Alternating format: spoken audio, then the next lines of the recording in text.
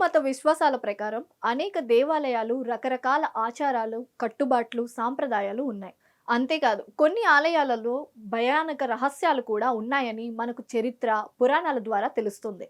ఈ నేపథ్యంలో ఓ విచిత్రమైన మిస్టరీ దేవాలయం గురించి ఇప్పుడు మీకు చెప్పబోతున్నా.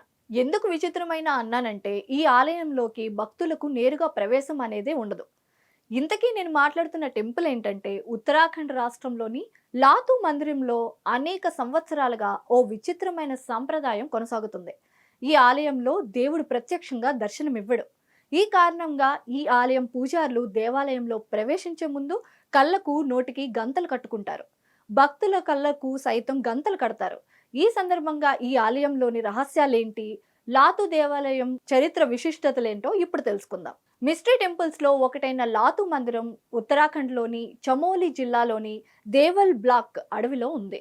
ఈ ఆలయంలో లాతూ దేవతను మాత్రమే పూజిస్తారు. స్థానికుల కథనం ప్రకారం ఇక్కడి లాతూ దేవతను ఉత్తరాఖండ్లోని నందాదేవి మతపరమైన సోదరిగా పరిగణిస్తారు. ఆ మాతను ఎంతో భక్తి శ్రద్ధలతో పూజిస్తారు. లాతూ దేవాలయంలో నాగరాజు తన విలువైన రత్నంతో నివసిస్తూ ఉంటాడు. ఏ వ్యక్తి అయినా ఈ రత్నం యొక్క ప్రకాశవంతమైన కాంతిని చూస్తే తనను అంధకారుడు అవుతాడని, అక్కడ ఉన్న అద్భుతాన్ని చూసి కేకలు వేస్తారని చాలా మంది నమ్ముతారు. అందుకే ఈ ఆలయంలోకి ప్రవేశించే ముందు పూజారులు తమ భక్తుల కళ్ళకు, నోటికి గంతలు కడతారు. దీనివల్ల రత్నం యొక్క ప్రకాశవంతమైన కాంతి నుంచి భక్తులకు రక్షణ లభిస్తుందని నమ్ముతారు. మన దేశంలోని అనేక దేవాలయాలు ఏడాది పొడవునా దాదాపు అన్ని రోజుల్లో భక్తులకు ప్రవేశానికి అనుమతిని ఇస్తాయి. అయితే ఈ ఆలయం ఏడాది పొడవునా తెరవబడదు. కేవలం వైశాఖ మాసంలో పౌర్ణమి నాడు మాత్రమే తెరుచుకుంటుంది.